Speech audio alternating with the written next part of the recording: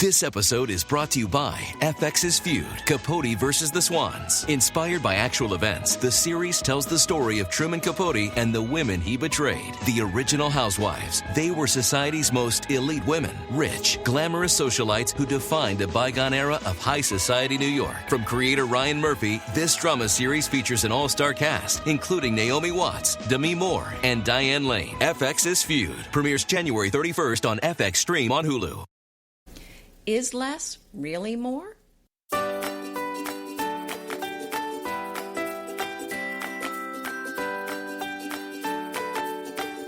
Hi, this is Anita Joyce here with Kelly Wilkness, and this is Decorating Tips and Tricks. And today's episode is More Style, Less Stuff. And I do love this topic, Kelly, and I think we've been dancing around it for quite a while, but I think it's time for us to come out and be very clear about our thoughts about how to do this and what we're talking about. Yeah, I'm really surprised in all the episodes that we've done, we've really never focused and honed in on this exact concept. So I'm really excited to share this and our thoughts about this with everyone today. We definitely talk about it, and we talk about getting rid of stuff and where you can put stuff, but I don't think we've approached it from this angle. And it's so true. You don't need a lot to have wonderful, impactful style. Right. And this episode is not about decluttering. It's not about downsizing. Those are kind of ancillary topics, but it's really kind of how you can have great style, but it doesn't really require a lot of stuff. Yes, and I'll add in, it's not about how to achieve a minimalist style or look. That's a whole different thing. No. This is a lifestyle. This is an approach. This is an attitude. Mm-hmm. This is a way to get more with less. Let's start with, I think, where a lot of people are, and I think we just talked with a client who was there who has fabulous, fabulous style, fabulous ideas, amazing house, but was overwhelmed with so many choices and trying to add so much in the space. And I think that's what a lot of people have going on. They have all these ideas, all this stuff, and they're trying to make it all work. It's very overwhelming, and it's not working because it's probably just, well, for one thing, it's too much. Yeah, it's too much. If you have too much, stop it. That's where we're at today. So, yeah, it's definitely clear that more stuff will not transform your space and give it more style. You just can't keep adding more on. It's not the way to develop a look. It's not the way to achieve a real stylistic decorator pro type home like all of you either have or want or in your process of getting. Whatever your look or style is, you want to achieve it with less of all that stuff. And by doing that, you can really ramp up the style element. Yes, and I think what you said is so true. Oh gosh, what was that you said? Sorry. Gosh, I'm so brilliant. Let me think. What did I say? Hey, we're recording it. We'll be able to play it back later and we can see what I said. Is it about being true to yourself? Oh, I know what it was. This is so true. I think sometimes people look at their house and it doesn't look quite right. And the solution seems to be that everyone takes, you know what the solution is? Add more stuff. And you know what? Usually that's not the solution. So I know how we get here, where it's just a lot of stuff thrown into the house. I think another thing that happens is there's a $20 item. We see it at Target. It's cute. It's on trend. It's kind of interesting. But guess what? It's 50% off. And who can walk away from that 50% off, on trend thing at Target? So you buy it, and then you buy another one, and then you buy another one. And guess what? You've spent $100 without thinking. You've bought 5 things that you kind of like, but you really bought it because they were 50% off. So they're kind of interesting. They're in your house. They're cluttering your house, dare I say. And then after a year or two, you're kind of like, you know what? I don't really like them anymore. Out they go. And you're out $100. Whereas you could have just found this one thing that spoke to you, that you loved, that it was something that you collect, something that has meaning for you, something that you adore. You spend the $100, you get the one thing instead of 5, so it doesn't feel like it's good a deal, and maybe you paid full price. But this is something that is meaningful to you, that adds brilliance to the space, and that you're going to keep 20, 30 years down the road. I think there are 3 key elements, if you will, to achieve the fabulous style with less stuff. One is organization. That's pretty self-explanatory. We've talked about organization before. People go crazy when we talk about organization.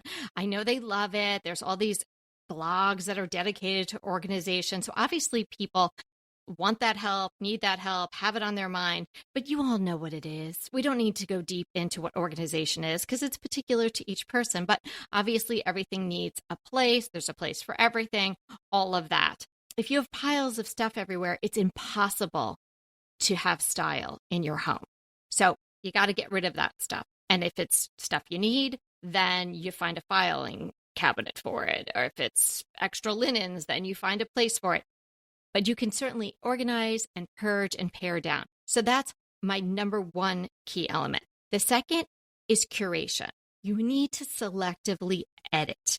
You can't, as Anita was just saying, keep going through the Target aisle or keep popping into Home Goods or even great vintage pieces. Sometimes there's just too much of it.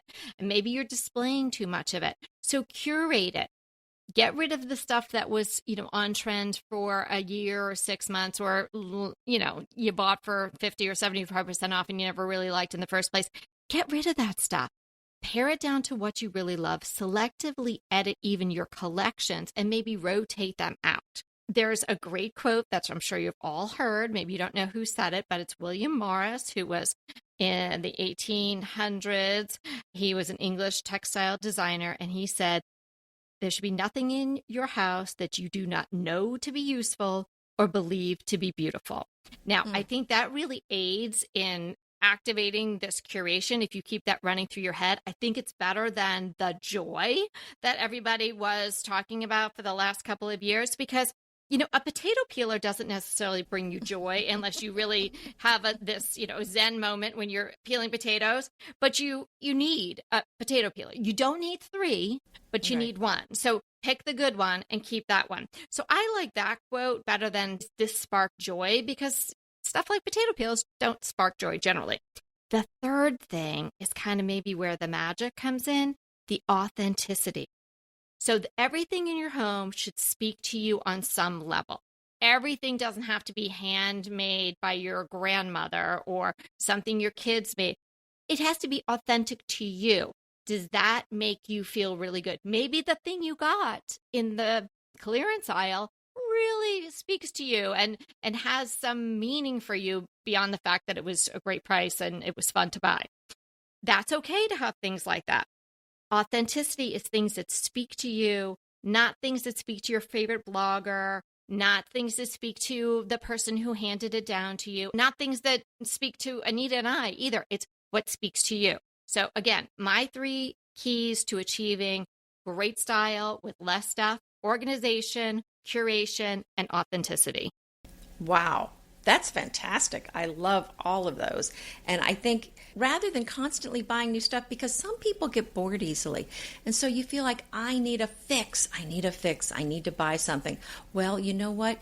Maybe you don't need to buy something. Maybe you just need to rotate things, or just buy one thing, add it to one room, and then you kind of play musical chairs where you're moving something from one room so that there's something new in each room. There's a lot of things you can do to kind of mix things up and add some excitement and add some freshness without going and buying new things. And I'm not saying don't buy things, but I'm just saying be very mindful about what you buy and just bring in stuff that does really speak to you, that is your style, that is meaningful to you, like you said. I think you really do want to kind of focus on your life, how you live your life, your family, what you love.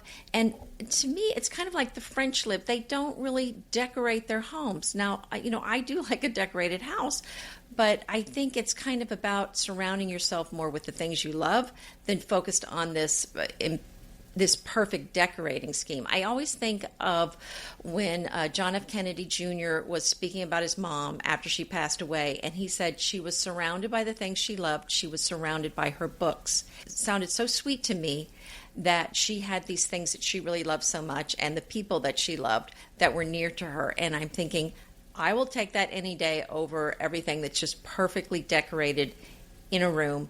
I want the things that are meaningful to me. So focus on, like you said, buy it because you love it. Don't buy it because it's on sale. Don't buy it because it's the latest thing. Fewer high quality things rather than a lot of so-so things. So it's not really about the money, but it's just really about things that really speak to you. So I think also I want to say a house overflowing with stuff, even if it's all good stuff, that's stressful. Oh, yes. It's keeping the beautiful pieces and getting rid of the rest. It kind of reminds me when we moved into this house, I got rid of so many things because even though the houses were the same size, this one is an open concept and I hardly had any wall space. And because it's open concept, you just can't put as much furniture in because you don't have as many walls. I really enjoyed kind of saying, these are my favorite things and these are the things I don't really care that much about. And those are the things I'm going to get rid of. And so it's kind of nice to go through your house every now and then and pull out those favorite things and get rid of the stuff that you're not really so crazy about. Yeah, I want to touch on a few things that you said, which I think are key points. Anita is famous for taking pieces from one room and making them work in another room in her home. And I do the same. And we have talked to you all about having a limited color palette and having things of quality, being able to do this, rotate something out and getting that fun, quick fix. You can completely change a room by even just adding a chair or switching out a chair from a different room or taking a piece of art and moving it, taking a mirror and moving it, even just switching pillows around. So if you follow the idea of a limited color palette as well, that is going to open up all the possibilities to you of kind of taking all your, if you will, sort of all your pieces, everything that you have here in your house, and sort of just shifting them around to creating new feelings, new vibes, new perspective in each room, rather than going and adding something in. And another thing I wanted to touch on that Anita mentioned, I think you used the word constant. So I'm thinking along those lines, continuous. And I'm thinking continuous curation. Mm-hmm. It isn't something that just stops. You don't just decorate a room and stop, right?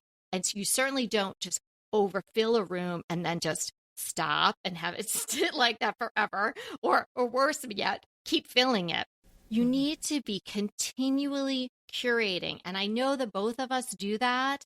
And everybody knows what that great feeling is to have a bunch of things in your trunk that are going to Goodwill or going to a friend who could really use them or really appreciate them and giving it new life. What is it about that that feels so good?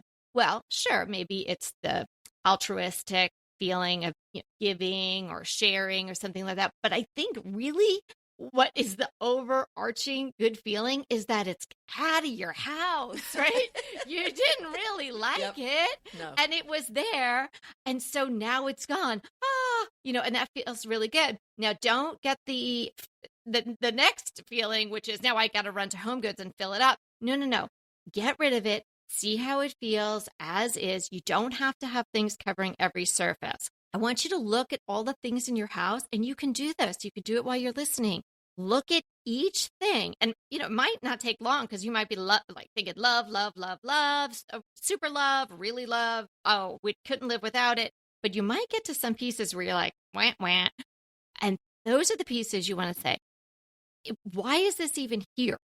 And think, is it here because it inspires me and makes me feel good? Or is it here because of inertia? Has it just been here?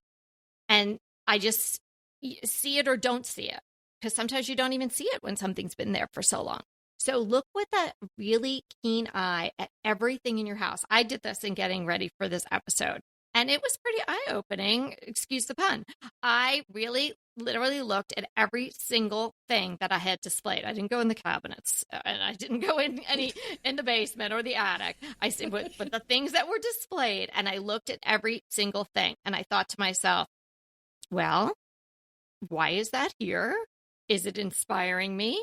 Is it inertia that left it there. And what do I want to do about it?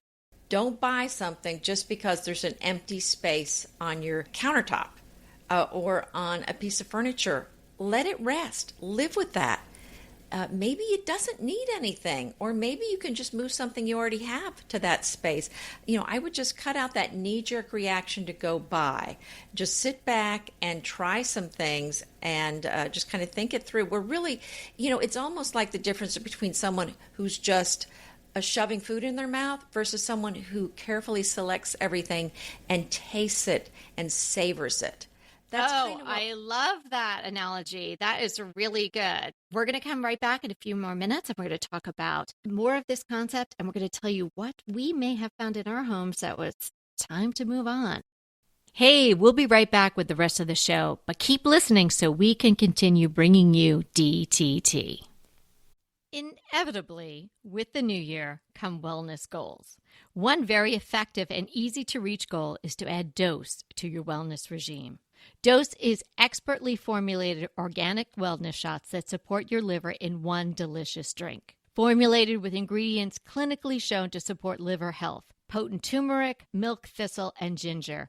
There's 0 sugar and 0 calories. Did you know that your liver performs over 500 special functions? Since I learned all that my liver is doing, I started with Dose to support all those vital functions. I take a shot of refreshing Dose 2 times per week to combat everyday toxins from food, meds, alcohol, and unhealthy air. Since starting with Dose about a month ago, I am definitely feeling an overall improvement in my health. So if you want to give Dose a shot and invest in your health like I have, Dose is offering DTT listeners 15% off your first order, plus an additional 15% off if you subscribe for a monthly delivery.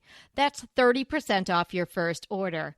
So go to dosedaily.co/DTT and use the code DTT. That's dosedaily.co.co/DTT and use the code DTT. BritBox just keeps getting better. The new Archie is amazing.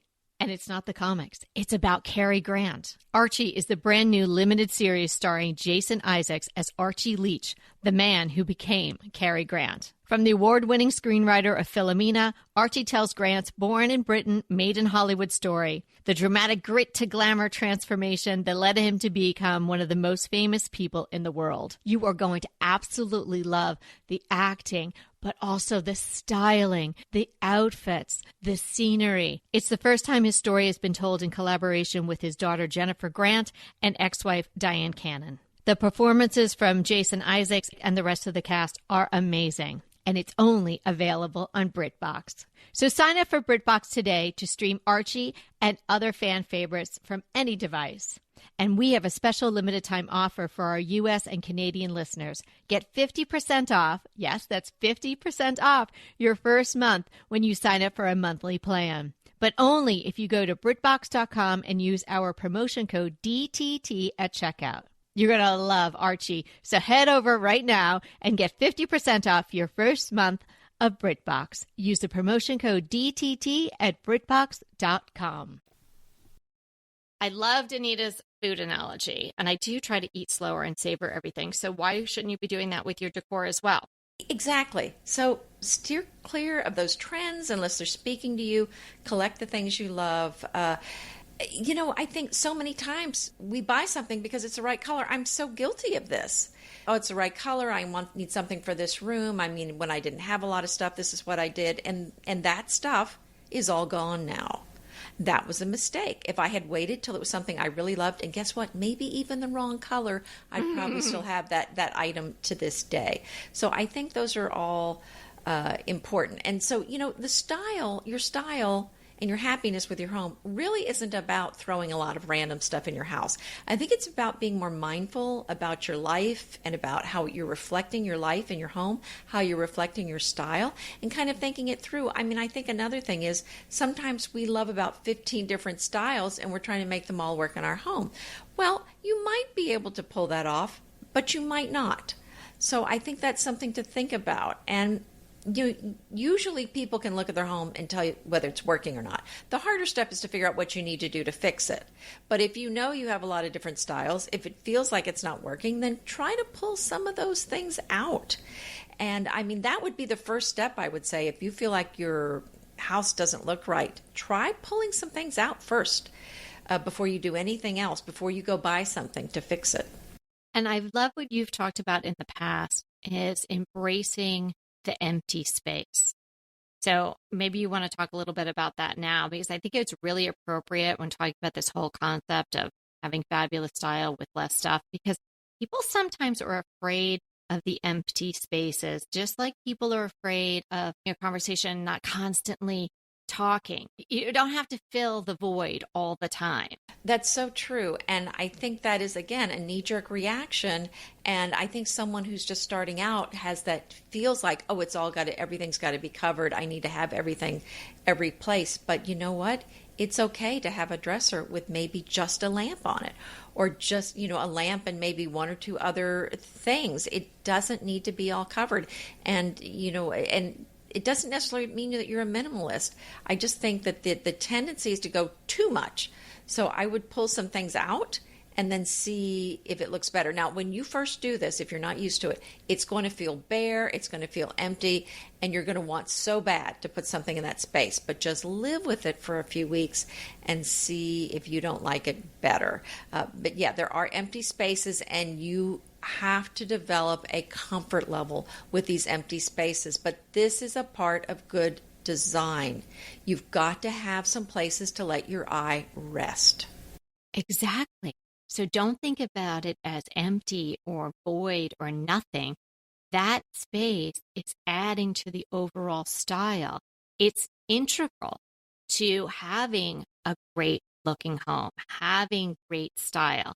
Is to exactly what Anita said, leaving that little pause, just that little break, because you can't appreciate so many items. It's just overwhelmed. Your eye and your mind just can't take it all in. So then it's just kind of everything becomes sort of blurry, and the style does not leap out at you. It's just there's just too much. So I in my own home, if you're sitting in the dining room, and if you're familiar with my setup, I have that love seat in my dining room, which if you sat on it, you'd be looking towards the living room. And so there's an opening to the living room. On one side, there's wall space. On the other side, there's wall space. Now, I have debated so many times sitting there, probably my family thinks like, what is she doing? Like staring off into space. But I have a wonderful vintage map of Pasadena that the prior owner had left for me. And it's wonderful and it's authentic. And he put a little, like a little red star like you would get years and years and years ago, maybe on your report card or your homework from a teacher. He put one of those little stars where our house is on it. So it's so special, and it's in a big old vintage frame. And I kept thinking, I need something on that other side. It just looks a little bare. But I couldn't figure out what to put there, what would complement it. And one day it just dawned on me, no, that's the space in this room where it should have nothing. I don't need to be nailing plates on the wall. I don't need to find another map. I don't need to do anything like that. So on the floor there, I have a nice size plant, but it's not filling the whole space, but it just kind of softens the edges of the furniture, and that is enough. And so that is an example in my home where I really was like, okay, I'm jonesing to put something there. I got to find something. And after much deliberation, I decided, no, that's where it needs to rest. There's enough going on. There's bay windows. I've got some other stuff. I've got the chandelier. There's enough going on in that room. There needs to be a space where it's just quiet. Yes. And, you can try this with furniture too. And what I like to do is if I think a room's too crowded, but I'm really nervous about maybe getting rid of a piece of furniture, is I pull it out, put it in the garage or put it in the hallway or some room that's not being used that much. Just set it aside while you think about it. But you can't just pull it out and look at it in 5 minutes and decide, because it's going to look bare because your eye is used to seeing that piece of furniture there. You take it out and you live with it for at least a week, but don't get rid of it yet. So give yourself time, and then it's not going to feel scary if you give yourself a week or two to think about it. Then after a week or two, if you feel like, you know what, I like this room so much better without that piece, then you can go on and give it to somebody or sell it or move it on somewhere. I mean, I think that's very helpful to know that it's reversible for at least a couple weeks while you're thinking about it.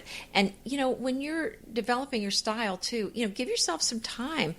Don't feel like you have to come up with your style to figure it out in a week or two or even a year. It's really something that evolves over time, and I think that you're going to end up with a beautiful style if you kind of let it marinate and let it. You're going to grow over time, and so as part of that, don't worry about filling up your house quickly, like we were saying. Like if you're newly starting out with a brand new house, don't feel like you have to fill up the entire house. I mean, what I did when we were first married was I just kind of focused on one room. And then when I got the living room, where I was pretty happy with it, then I moved on to our bedroom. And I just kind of did one room at a time because it's too overwhelming. All the rooms are going to not look right to you if you're doing them all at the same time. So just try to get one the way you like it and then move on to another room. Oh, I like the way you flipped the whole topic because it's true. We started out with the whole approach where people are going to have too much stuff. But you're right. If someone's just starting out or they're moving to a new place and they decided they want a whole new look and they got rid of everything else, they don't have anything, they're starting in a new location or something like that, you may be starting from scratch. So yeah, I love that advice. Don't just run out and fill it all up. We've said that before. Style is not 2 shopping carts at Home Goods in one afternoon. That is not style. Yeah. It's very important to also understand that knowing what to let go is just as important as what you keep or add. Mm-hmm. So as Anita said, you're not sure, it's not an obvious, oh my gosh, I can't even believe I still have this thing, let's give it to Goodwill. If it's, something on your edge, kind of put it in a holding pattern, put it in purgatory for a little while and let it sit there until you really know. And you might think, oh, I didn't like that piece in that particular room, or it's not necessary in that room, but maybe you'll find another home for it within your own house, right? You could move it into another room.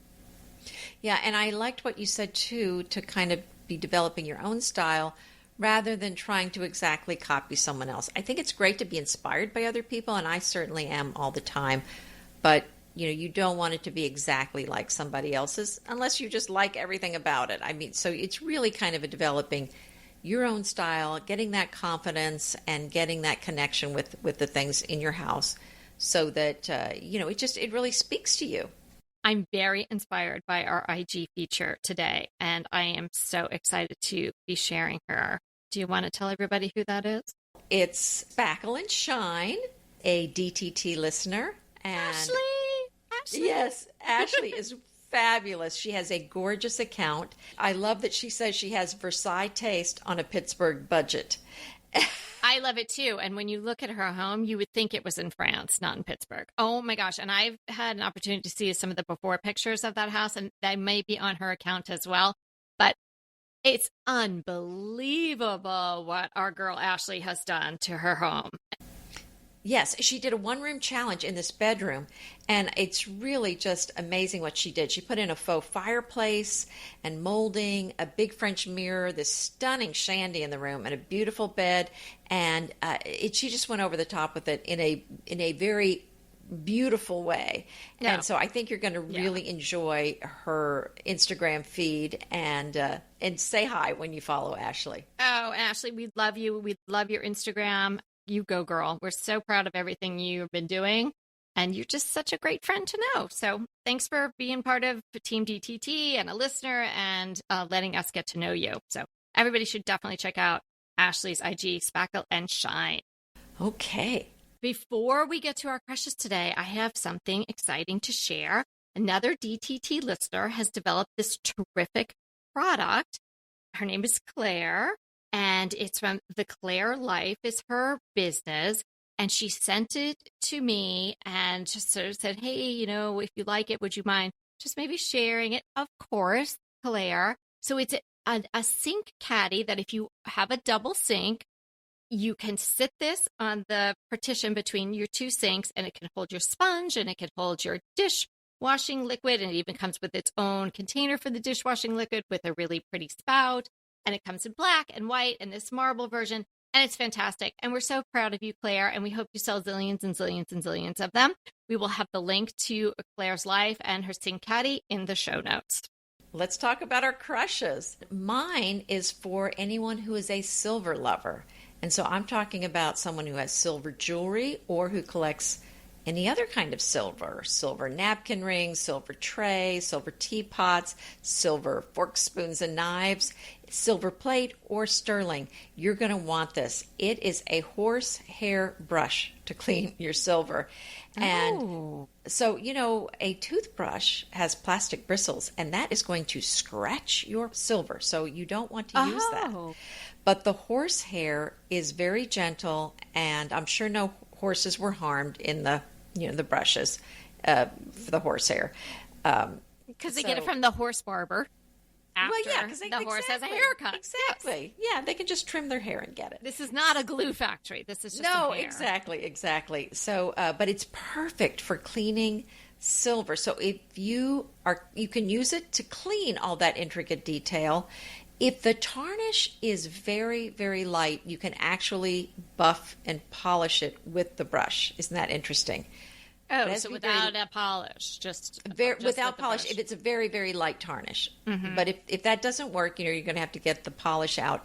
But when you polish silver, how it leaves all that white and all the nooks and crannies? I don't polish the silver. Okay. Oh, my God. I like the patina. But yes, if I was to do that, and probably if I was going to actually, use my set that I've had myself, I would probably polish that. My I don't know wedding if you've ever set. seen silver somewhere that has the white. Let me put it that way. I think I might have seen that some other places. Well, that's the problem because you can't get the sponge or the cloth into all those crevices to clean out the dried polish. This brush is going to get all of that out and very gently and take care of your silver. And again, it works on jewelry as well. And maybe I would like polishing silver. I have to say, I've never really done it. It could be like an active meditation, like sweeping or raking or something like that. It might it's like zen ironing. to do it. Yes, it's relaxing, like ironing. I actually like it. You like ironing, yeah. So that might be for the same reason. It's something messy that you make very neat and tidy, and in just a few minutes, you're done. It's not like cleaning a house. Right. And then you've accomplished something too. So that sort of checks all the boxes. Exactly. Green Chef is a delicious delight any time of year, but especially during the holidays. What a wonderful vision to behold as the Green Chef boxes on your doorstep. Green Chef is the #1 meal kit for eating well. And it makes eating well so easy with plans to fit every lifestyle, whether you're keto, paleo, vegan, vegetarian, gluten-free, or just looking to eat a more balanced diet. So let Green Chef take the work out of eating clean this holiday season. And if you've got guests coming, shop Green Bundles. They're now available at the Green Market. It's your one-stop shop for nutritious grab-and-go breakfasts, including vegan options, brunch kits, wholesome lunches, ready-to-eat snacks, veggie sides, and more. You can feel your best this December and do your best with Green Chef because they offset 100% of the delivery emissions as well as 100% of the plastic in every box. Go to greenchef.com/60DTT and use the code 60DTT and get 60% off plus 20% off your next 2 months. greenchef.com/60DTT and use the code 60DTT to get 60% off plus 20% off your next 2 months. Pesto pork chops over Parmesan polenta. Not that easy to say, but oh so easy to make with Green Chef. Green Chef is the #1 meal kit company for eating well, and we have such a great deal for you. You're going to save $250. Listen on for the details on that. Green Chef makes eating well easy for any lifestyle, whether you're keto, paleo, vegan, vegetarian, gluten-free, or just looking to eat more balanced meals. We're getting into the busy holiday season, so it's a perfect time to have Green Chef help you out. Let Green Chef take the work out of eating clean this holiday season with their chef-crafted, nutritionist-approved recipes featuring fresh ingredients and nothing artificial. And you know what? You don't have to lose track of your healthy eating habits during the holidays. Every Green Chef customer gets a free, that's right, a free session with their registered dietitians who will walk you through how to make clean eating work for you. So sign up for your free session and start on the road towards better health today. And that deal I want to tell you about, visit greenchef.com/DTT250 and use the code DTT250 for $250 off your order. So that's greenchef.com/DTT250 and use the code DTT250 for $250 off your order. Okay. So what's your crush? Well, Anita, do you think we'll still be podcasting when we're each 87? I think so, don't you? Well, yeah, we'll be on episode 4,999. But Jane Goodall is 87, and she just started a podcast. So Wow. Go, Jane. I don't know if you've heard of the Jane Goodall Hopecast. So, of course, everyone knows who Jane Goodall is. Scientist, activist, storyteller, icon, fabulous woman. Well, she was looking around and listening, and everybody is kind of feeling down and upset about climate change and what's happening to the pollinators and all the things that are going on in the globe. And she wanted to bring some hope and find stories and people who were doing things to make a difference and also who have real hope that we're going to turn this whole thing around. So she says, let's get curious, grow in compassion, take action, and build a better world for all together.